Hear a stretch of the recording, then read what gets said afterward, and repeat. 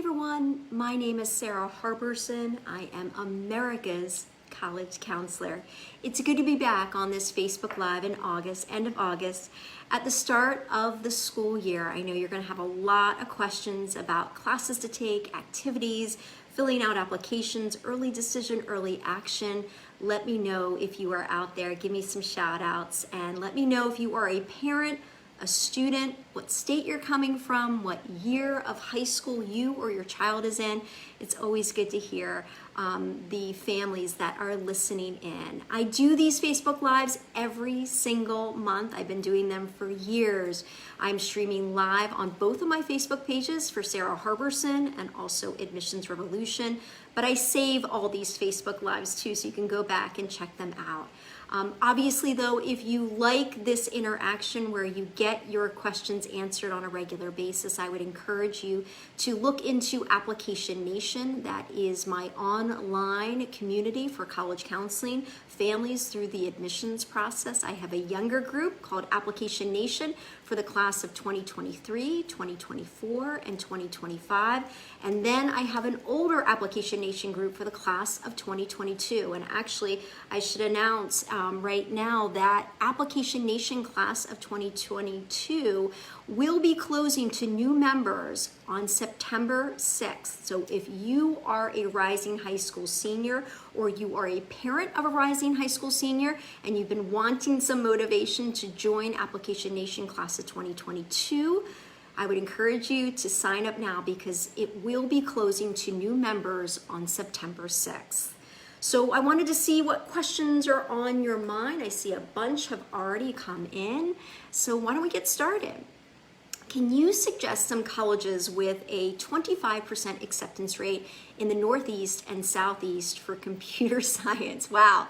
Well, here's the thing. If a college has an acceptance rate, an overall acceptance rate of 25% or less, I call those colleges highly selective colleges or universities. And also, if a student is interested in computer science, you can almost guarantee that that is a very popular and a very competitive major. So you want to keep that in mind. So even if it has an acceptance rate, overall acceptance rate of 25%, if you're applying to their engineering or computer science program, a lot of times it's actually going to be a lower acceptance rate. So some colleges in the Northeast that I can think about, Northeastern, Penn State, University of Pittsburgh. You can even find a great computer science program at a smaller college like Union College or Rensselaer Polytechnic. In the Southeast, the University of North Carolina, Chapel Hill has an amazing computer science program, so does North Carolina State.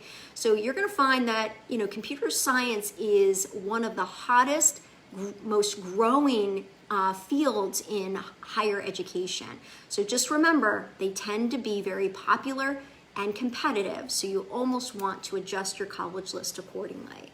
All right, next question. How accurate are tools at sites like CollegeVine that let us enter statistics and then it calculates the chances of each school, especially if your 5-4 plan isn't followed perfectly or an element is missing? We're looking at selective and UCs, not highly, and Ivies. Okay, so CollegeVine is a platform where families can input some information, usually some objective information about the student's transcript and test scores, and supposedly you're supposed to get an answer or your chances of getting into that institution. Here's the thing though.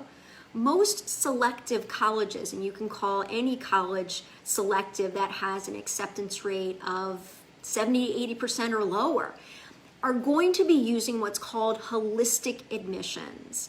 And that means that the college is going to be looking at a lot of different pieces in the application and a lot of things that aren't even obvious. So they're going to be looking at objective criteria that CollegeVine might be able to help you out with. But there are so many other facets of the admissions process, so many other nuances, down to your race, your gender, the major you're choosing, the state that you're coming from, how well written your main essay is, how well written your supplemental essays are, your letters of recommendation, your activities, your honors. So when I look at a platform like that, I know that there are so many other variables that they just can't keep they're just not able to factor into the admissions process. What I will say though is you start with that objective criteria. Match up your highest SAT or ACT scores with the college's middle 50% range of admitted students' SAT and ACT scores. That's a good way to determine if your testing is on par or competitive. You also want to be looking at your curriculum and your grades. That's where it starts. But I can tell you for most selective institutions, especially the highly selected colleges, you have to have the objective pieces in place, but it's going to come down to those subjective pieces of the application that are really going to make the difference. Next question, coming from New York. Wonderful. All schools my son is interested in are test optional. Is there any reason why he should take the SAT? This is a great question. So this past year with the pandemic, the vast majority of colleges in this country did adopt a test optional policy. And what we're seeing for the class of 2022 is the majority of those colleges that went test optional this past year are extending that policy for the class of 2022 or even beyond that.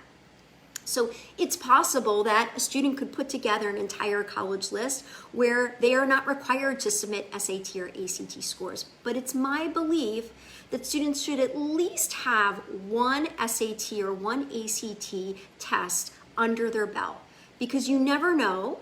You could add a college onto your list late that does require the SAT or ACT, and you may find that even a college that has a test optional policy, they might require at least one SAT score or one ACT score before you can enroll. So after you've been admitted, they might ask for a test score for records keeping or records purposes before the student can enroll or matriculate at that college university. So I'd always recommend trying to take at least one SAT or one ACT if possible. Next question. Hi, Wendy. If you submit a Common App application and the school downloads it, and then the teacher submits letters of recommendation after the download, does it flow over automatically? It usually does. It's amazing how it all comes together. And when I first started in admissions, it wasn't electronic. So you can imagine all these literally pieces of the application coming together in the application. At this point, all these colleges are receiving information electronically, and they really do all come together in a student's file. I think if someone outside of the school is writing for a student, you just want to make sure that they know exactly how to submit everything and make sure that they have the correct spelling of the student's name and the high school. If for some reason there are two students at the same high school with the same name and they're applying to the same colleges, any other identifiers like middle initials or home addresses can help the admissions office match up everything. And that's the thing. Different pieces of the application are going to come in at different times. So the student could submit their application, and you're right, the letters of recommendation, their high school transcript, maybe even test scores, if official score reports are required, might come in later, or the reverse. Sometimes a student wants to send their scores off to the colleges automatically, and then they send in their application later on. It is amazing how it all really does come together. Next question. What is your opinion on a resume? Should a student always do one if it's allowed, or only if they have additional information to offer that is not in the activities? It is my belief, just because I spent a really long time reading applications, that a resume is almost always not necessary, and it's almost always not even read. So for the admissions process, I really encourage students to invest time in translating their activities into the activities list or their honors into the honors section of an application, because these admissions officers are pressed for time. They are reading your application sometimes in about 4 or 5 minutes. And so if they see an extra piece of material coming in, maybe a resume, they usually don't have time to review that. They're going to be looking at your activities list in your honors section. So make sure you spend the time on it. I'm going to be doing my second Zoom call with Application Nation Class of 2022 on August 31st. We did one Zoom call already in August about filling out the application. The one on August 31st is just about filling out the activities list, because it is so influential. So if you have a choice, I would say spend the time on the activities list. If you have so many other activities that don't fit into that list on Common App, you could attach a resume, but it may not get read. I would say resumes do come in handy when you are doing alumni interviews. A lot of times the alumni interviewer will ask for a resume in advance or tell you to bring a resume to the interview. You might need a resume for scholarship purposes, but for the actual college application, you don't need one. Next question.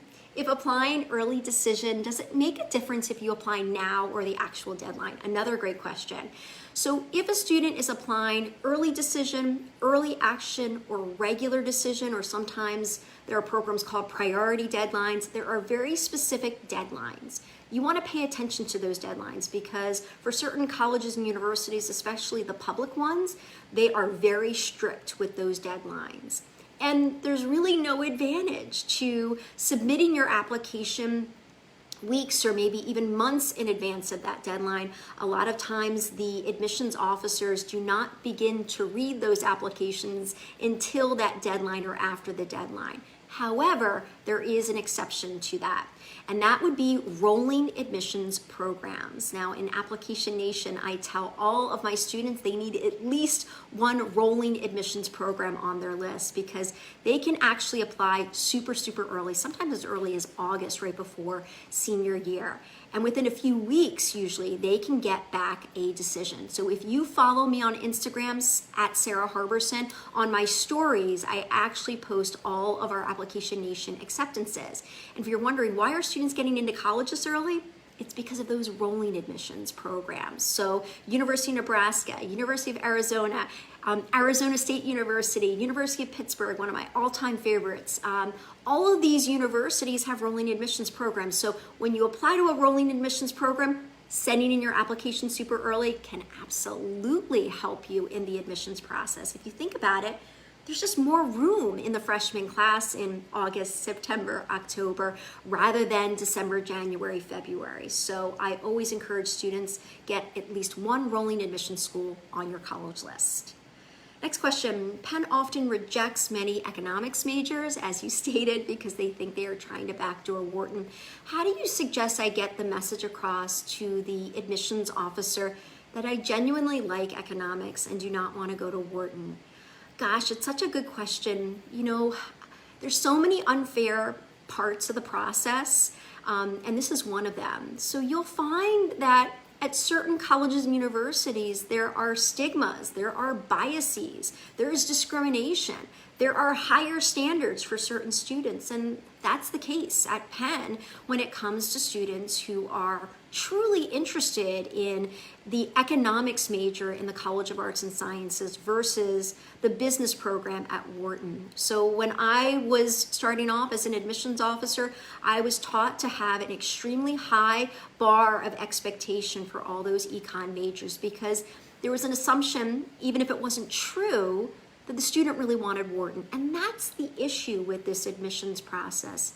There's so much judgment. There's so many assumptions being made that you really want to make sure your perspective, your soundbite, your story comes across in the clearest way, in the most powerful way. So if you are truly completely enamored by economics and the theory of economics in that liberal arts setting, you want to make sure that your Penn Supplemental essay about your academic interests in the College of Arts and Sciences is very well thought out, and there's a lot of evidence to back that up in that essay.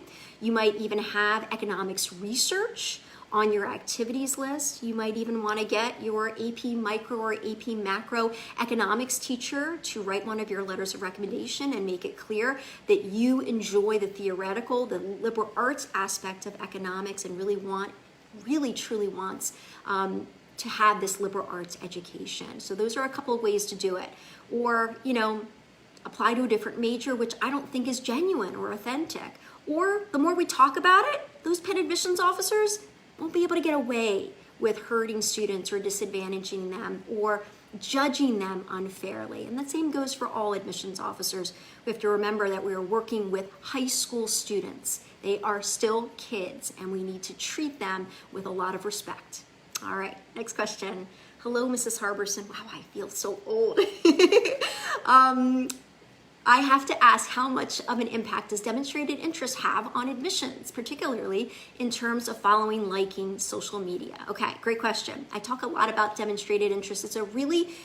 It's a strategy that I think every family needs to know about. Not every college will track demonstrated interest, but most colleges will, especially the private selective colleges. Demonstrated interest is a way for colleges to look at the application to see if you're qualified to get in, but they're also factoring in how much interest you have shown them or demonstrated to them through the admissions process. If a college does use demonstrated interest, the way you can tell if they're being honest and accurate, you go on the college's common data set.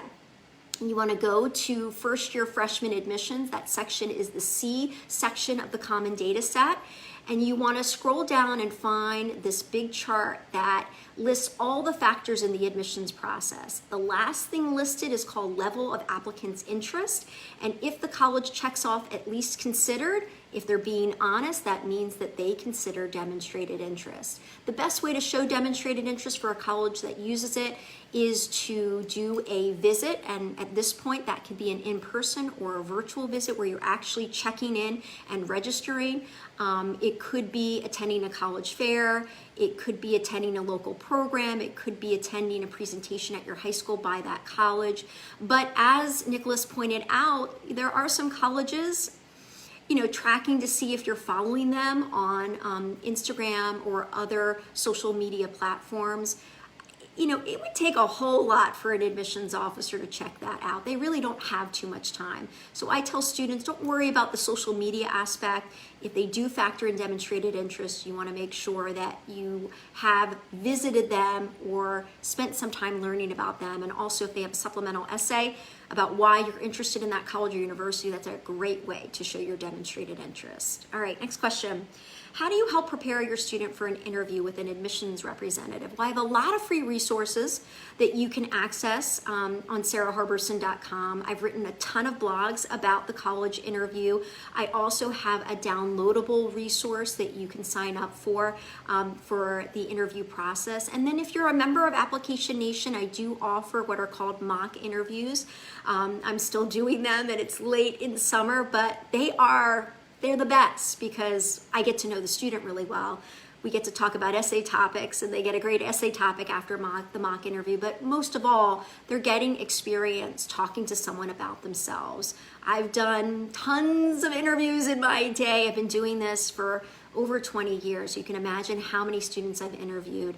And sometimes you just need a little practice, and then you can go into that college interview feeling really, really confident.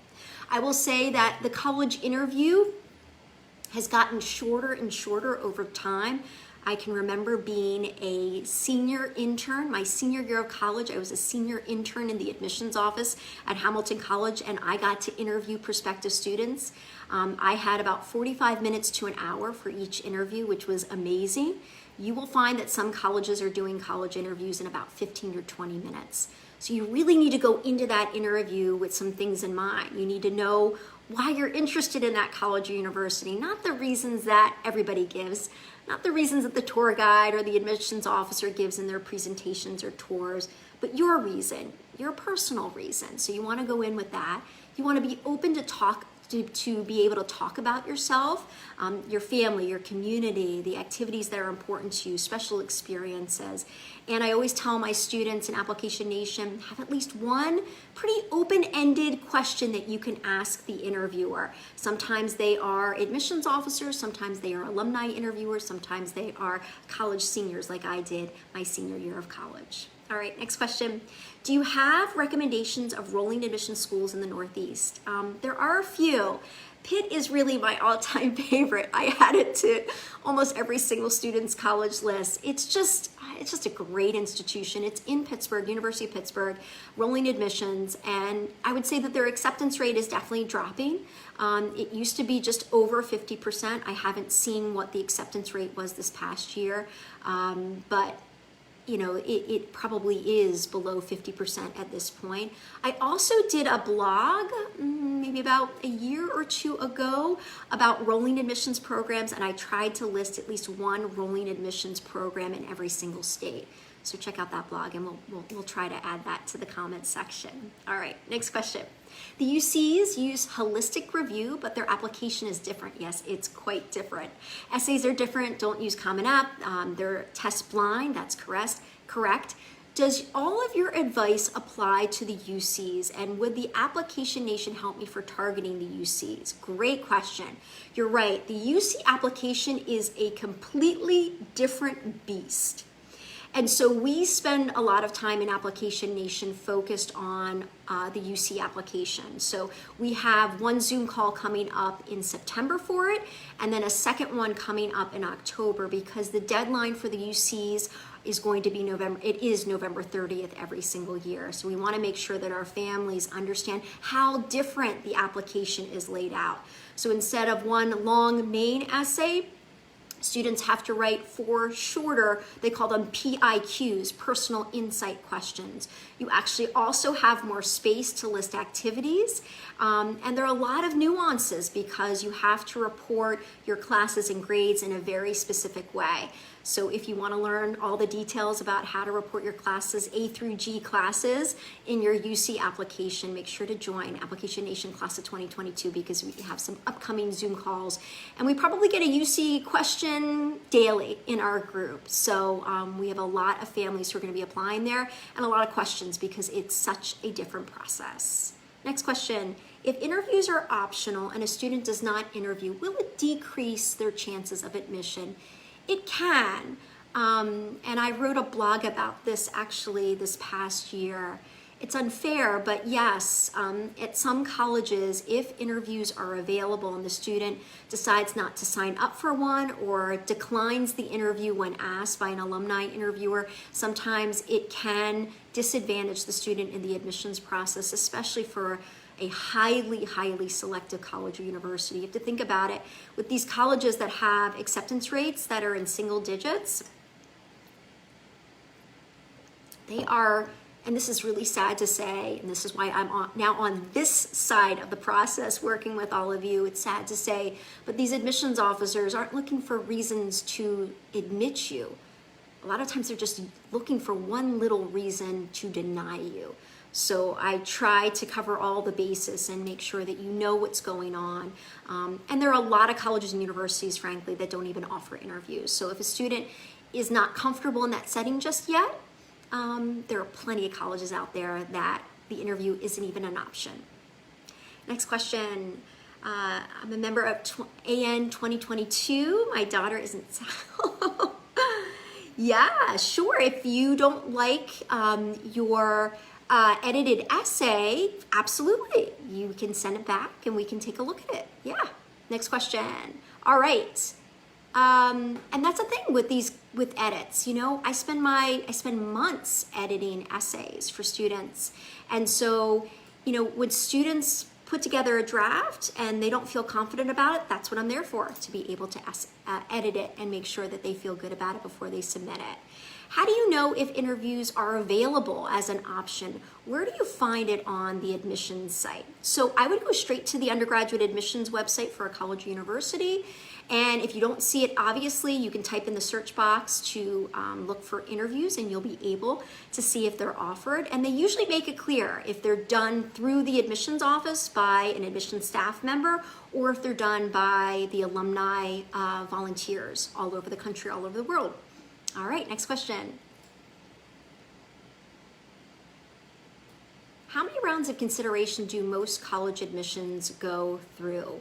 When you talk about AOs spending 5 minutes per application, do you mean the first round? It can be the first round, it could be the first and final round. It really depends on the college. And they keep things pretty quiet and pretty private, so you never really know. I know that things have evolved so much. For example, when I worked at Penn, you know, it took me 20, 30 minutes to read an application. And that was just the first round, and then it went to committee. But by the time I left, it was getting harder and harder for us to take every single application to a full committee, and so sometimes there were smaller committees. And at this point, the Penn process is even more streamlined. We know that there was an article written about Penn's admissions process a couple of years ago that they're reading an application in about 4 minutes. Yeah. And that would mean reading an application and also making a final decision. Oh, okay. I misread your question, Deepa. I'm sorry. Okay, let me get this straight. So I recognize your name. Of course you are a member in AN 2022. My daughter isn't satisfied with her essay and hasn't sent it to you for approval. Is it too late to change the topic? Absolutely. Oh my gosh, Deepa, I'm so sorry. Yeah, and that's the thing. You are the sweetest. I thought you were unhappy with the essay I had edited. Thank you for clarifying that. All right, so here's the thing. Sometimes I approve the topic and it sounds good to us, and then the student starts writing it and they don't feel good about the topic that they thought they could write a great essay about. So yes, you know, the best word in the English language, at least my favorite word in the English language, is going to be pivot. So let's pivot just a little bit. So we can look at your daughter's other topics that she presented to me, but if not, we can find some other topics because you want to feel so good about your main college essay. I still have regrets about mine. I think the idea was right. I just didn't know how to present it. I didn't have a Sara Harberson helping me out. I was just Sarah Shapiro from Vineland, New Jersey, and I had no idea. So let's get the topic right. That way she feels good about the draft that she sends me to edit. Thank you, thank you. All right, next question. My son is taking his second SAT on Saturday and second ACT on September 11th. Should he wait till those scores come in to submit applications? I probably would. I would, because here's a couple reasons why. If you really want to send in your rolling admissions application now, and that's what's holding you up, my guess is a lot of times your first SAT might be strong enough to get into that rolling admissions program. So look at that first SAT score and match it up with that middle 50% range of admitted students. But for any early decision, early action, priority deadline, regular decision applications, I would probably wait. You'll find that you'll get your scores back usually within a few weeks. Yeah. And then you can submit them, because a lot of times students are waiting to see how they do in the fall of senior year. And if they do really, really well, they might change their mind about whether or not they're going to be applying under a test optional policy. If I become a member of Application Nation, do you go over supplemental questions? Yes, I do. So we are right now dealing with a lot of main college essays still, because there's some students that, you know, we're really busy all summer long and they're just getting started on the main college essay. I'm also editing a lot of supplemental essays as well. So if you join Application Nation class of 2022, you'll see all the Zoom calls that we've done. So if you need to get some advice about the supplemental essays, I did 2 Zoom calls on that topic in July. And then there's also an add-on if you want me to edit your supplemental essays as well. Hi, Sarah. Hi, Shelby. What are your thoughts on the falling female to male ratio in tech colleges? Georgia Tech just released their latest numbers, and female to male ratio has fallen to 31%. Is that a cause of concern for current female seniors interested in STEM? Good question. So STEM is such a hot topic. It is a hot topic in higher education, at the high school level, really, you know, in middle school and elementary schools. There's been such a push to get female students interested in the STEM fields, which are usually science, technology, engineering, math. And what you will find is that at a tech school or a polytechnic institute like Georgia Tech or Worcester Polytechnic or Rensselaer, you will find that there aren't as many female students applying, and there aren't as many female students getting admitted, and there aren't as many female students enrolling. But what I will say is that most institutions are being very, very careful about that and are looking at those statistics and that data. I know when I was a dean of admissions, every single day I was tracking all these different data points, including the gender balance, the male to female ratio. So for all those tech schools, all those engineering programs, they are well aware of the percentage, the split where there are more males than females. And I would say Some colleges are doing a better job of making that balance a lot more equal. I'm surprised about Georgia Tech. I will say, knowing them, they're really open, they're really transparent. You will see a lot of great blogs coming out of Georgia Tech, and I would say that if I know that they see that, and I'm sure that they're working on that. Yeah. Next question. How do colleges view the IB program? My son is an IB student with a strong academic record, but the SAT score could be higher.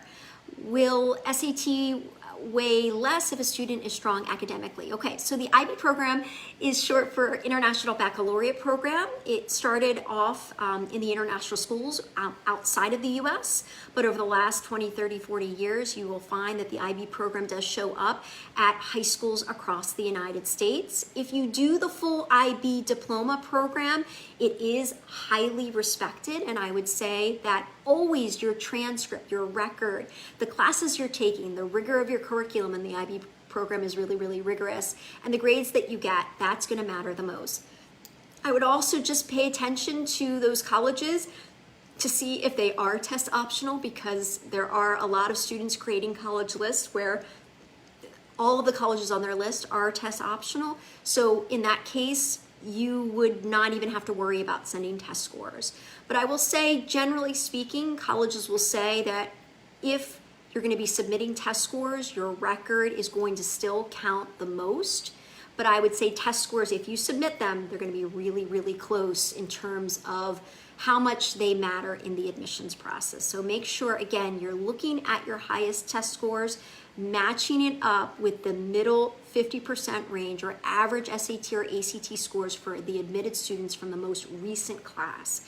And most colleges will list the most recent class statistics, and they will usually update that, usually the end of summer, beginning of fall, because I think this past year's class, the class of 2021, frankly, you know, the statistics, the data points are going to look very different from previous years. So make sure you are looking at the most recent information. How could anyone read the essay, thoroughly review the activities and supplemental essays, and make a decision in 5 minutes? Kathy, I couldn't agree with you more. You know, I do this for a living. I review a student's full application in some cases. It still takes me so long to do that if I'm going to do a careful job. I will say that as an former admissions officer, a former dean of admissions, I am a speed reader. It doesn't mean I'm a great reader, though. I have this debate with my husband all the time. I'm a speed reader, though. I can read a 650-word essay if I have to, in about 10 seconds, 20 seconds, if I need to. Obviously, they should be, a lot more time should be spent. The thing is, for a college, especially a highly selective college that requires a lot of information, in some cases they're splitting up the application. So one admissions officer is reading the objective information or going through the transcript and the test scores, and then the other admissions officer is looking at the essays and activities and letters of recommendation, or the breakdown could be a little bit different, but sometimes they break it up, and so that's how they're able to do it in about 4 or 5 minutes. But even if it's a single person doing it, they need more time. They're going through it very quickly. And that's why I don't have my book right here, but it's back there. SOUNDBITE. That's why I wrote SOUNDBITE, because you need to know who you are and what you're all about and what makes you different. If not, it's not going to come through in your application. So my book SOUNDBITE, if you want to buy it, you can, we just posted it there. You can get it on Amazon or any online book platform or bookstore. And it's a way to really combat how quickly admissions officers are going through your application. It is a great strategy and it works. All right. One more question. My son is entering his junior year and there are many options for SAT dates coming up. When do you recommend he take the SATs? Great question to end on. So what I recommend, generally speaking, for most students is take the PSAT October of junior year. The only time I would recommend a student taking the SAT or ACT before that is if they are a really strong, naturally gifted test taker, and in that case, sometimes students will take it before then, sometimes as early as sophomore year, the summer before junior year, but most students, I want them to take the PSAT in October of junior year, and then if they have prepped and they prepared and they have taken enough practice tests to know what their score is and they're happy with their practice scores, then I would probably plan for either a early winter or early spring SAT or ACT for the first time. And one more reminder to everybody, we are closing Application Nation Class of 2022 for new members on September 6th. So this is really your last few days to sign up. You can still have me look over your essay topics, edit your essays, edit your supplemental essays. We're going to be doing that activities Zoom call on August 31st. I'm also going to be reviewing honors sections as well. So there's a lot still coming up. Although Zoom calls on the UC application, we really want to make sure that you are supported every step of the process. All right, thank you guys so much for joining me. I hope you all have a great start to your school year. Take care, everyone. Bye-bye.